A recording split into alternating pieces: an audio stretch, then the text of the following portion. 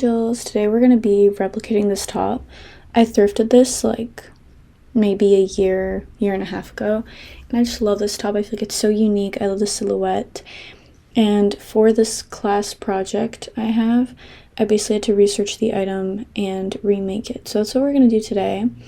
So how I went about this is I looked at the original piece and I looked at it in detail and I made notes, which I'll be showing you guys those notes later in the video, but I kind of wrote measurements. I wrote step by step how I think the item should be created, like what hems come before what hems, if that makes sense. So yeah, now we're cutting the pieces that I need. So I used this zebra print fabric because I felt like the fabric had a similar feel to the original top. So I felt like it would kind of, how it would drape and how it would sit would be pretty similar to this top. So here I'm showing you guys how I cut the pieces. I did like a front panel, which was shorter, the bust goes on top, you know, all that. So yeah, I just cut the pieces. I used that zebra fabric. And then for the lining, I used a white bed sheet. Now here I'm making the strings. I have a bias tape maker kit, so I used that. First I made like one string and I didn't like it. It was too skinny, so then I made another one.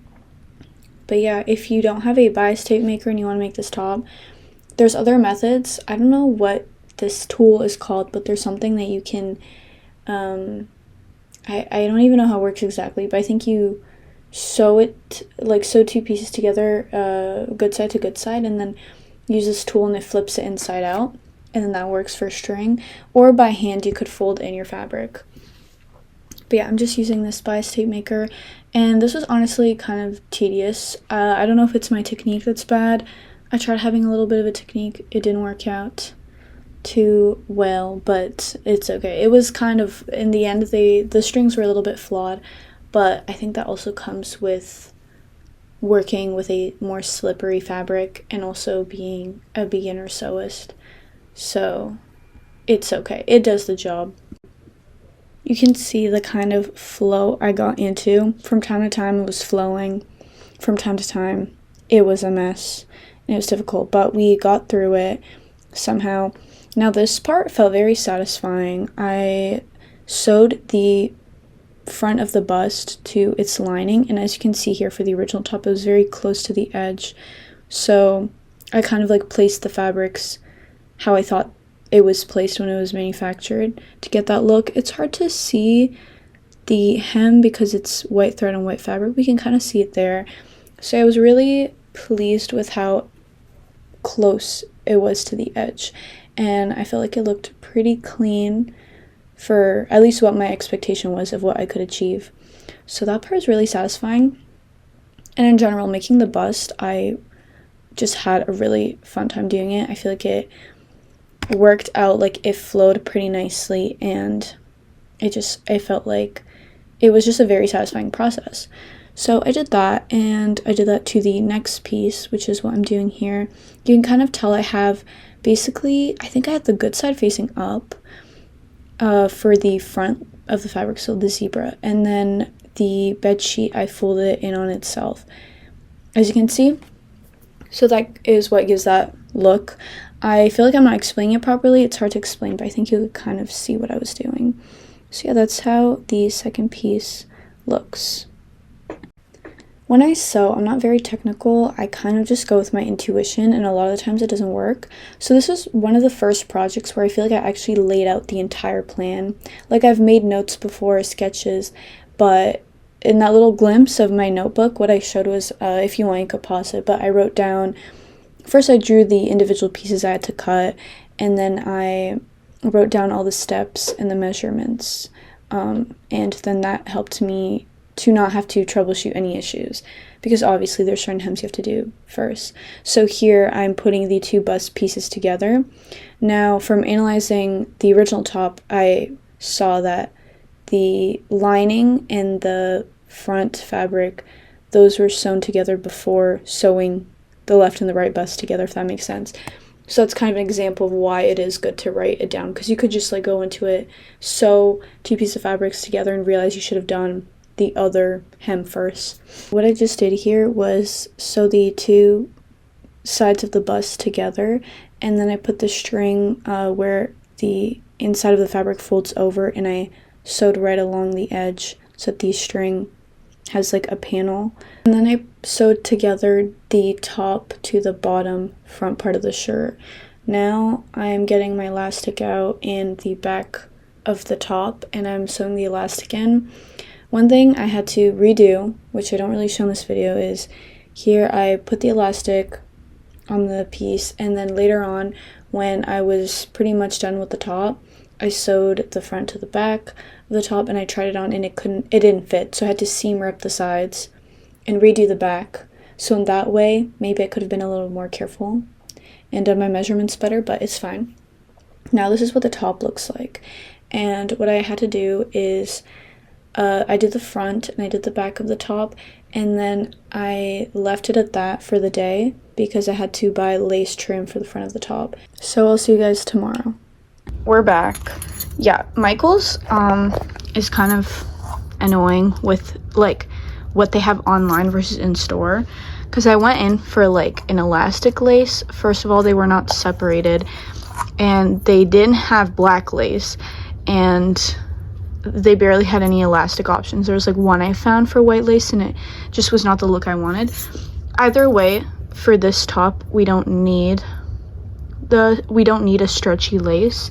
Even though the lace in the top is stretchy, it doesn't actually serve as like, they literally did a straight stitch, and it's not there's no stretch here. It's only in the back over here. So that is what it's gonna look like with the trim. But yeah, unfortunately I had a fabric store that was near me, and they moved way too far for me, so now I don't have a fabric store near me except for freaking Michael's. So that's too bad, but that's how that looks. So now we're going to sew the lace in, and then we're going to sew together the front to the back, and then we're going to do a lettuce hem on the bottoms. I was using scrap fabric yesterday to test it out, and I think I got it. I think it's like, I didn't want to actually like mess up this fabric, so I thought I would just try that on a scrap. I want to show you guys how the art prints turned out. Also, I'm having an iced lemon flop right now. It's so good. It's really hitting today. I feel like every time I make it, it tastes kind of different. Especially because, oh wait, this glare. Okay, hopefully that angle's fine, but I got some photo paper, and I'm really excited about these. Like, this is so fun to see it like this, because this is like, I digitally made these, so to like have it physical like on a piece of paper, it's just very fun for me to look at. I'm so excited about it. So yeah, I'll be selling some of these.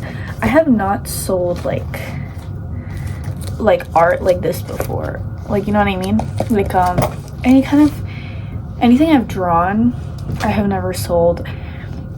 Like, I don't see myself as someone who is good at drawing. I draw for fun, and I draw what I like, and I'm not like a professional at it. I'm not good at it. So we'll see how it goes, but I have a few prints. I didn't print too many because I'm also like, you know, it's possible that no one buys any of these, you know what I mean? So I'll have enough for, if no one ends up buying them, I'll be like, okay, I'll just like keep them to myself.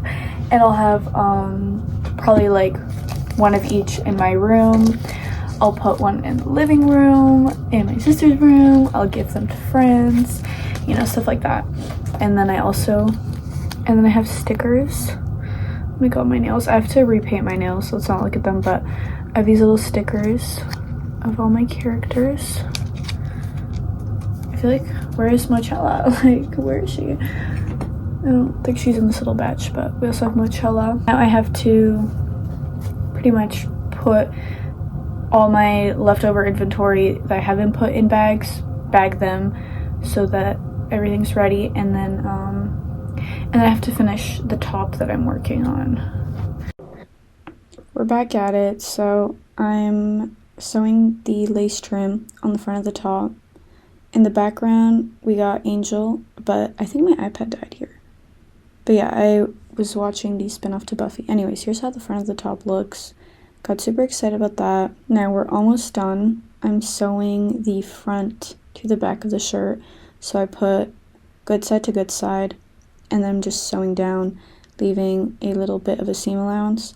Now I would just like to say, I don't have a serger.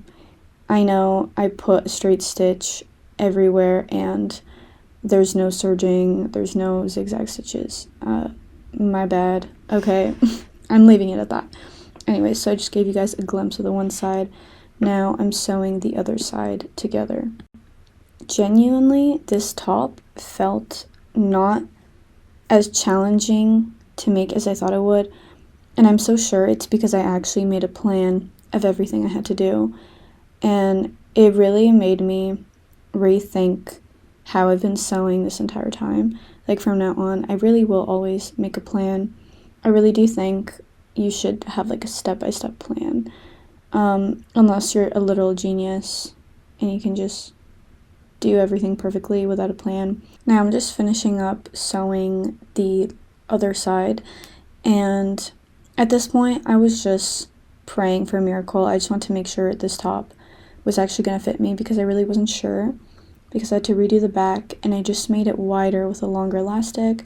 Now I tried it on here and it fit very well, so I was very happy. So then I took it off, and now I'm doing the last detail, which is the bottom hem. Now I kind of, while sewing the bottom, I kept switching my technique. Originally I went for a lettuce trim kind of look, and I didn't like it, which is weird because I tried it on a scrap fabric and I was happy with it. So throughout the top I was just switching what I did. I ended up just doing like a normal zigzag, nothing crazy, but yeah, I just folded the bottom and did the zigzag. Did the whole way through, and then the top was done. And then we're going to try it on a little bit and you guys will see how the final shirt looked. But I was really proud of myself for this. I didn't think I would be able to accomplish it as quickly as I did. I don't know like how many hours total it took for me to do it. Probably a while, to be honest. I think the worst part was that I had to redo the back of the top. If I didn't have to do that, everything would have gone very smoothly, but it's okay because it was a learning experience. And it still wasn't that bad. I just had to seam rip and then redo the back. Let me know if you guys want to see more of these kinds of videos. I have so many craft videos that I actually made before this one, but I had to get this one done first because it's for school. So I will get those posted, but let me know if we like these videos and kind of the format of them. I think I like making these videos. I like the whole voiceover thing because while I'm crafting, I can just be in the zone and kind of forget that I'm filming. So thank you for watching, angels, and make sure to leave some glitter everywhere you go.